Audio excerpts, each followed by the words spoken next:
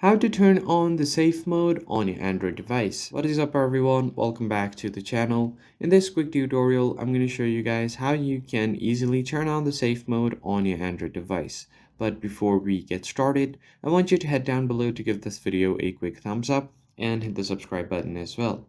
Now let us jump right into the video. So what you guys want to do is to turn on the safe mode. There are quite a few ways, but let's learn what is safe mode first. Safe mode on Android is a troubleshooting feature that allows your device to run with only the essential apps the system has provided.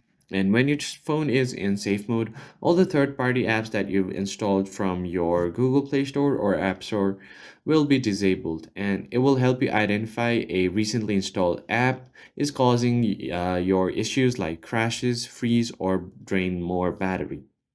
So when you can use the safe mode is if your phone is running slowly or crashing frequently, and if you have a suspect of a malicious app that is causing problems, and if you want to troubleshoot the app conflicts or system bugs. So let's see how you can do it.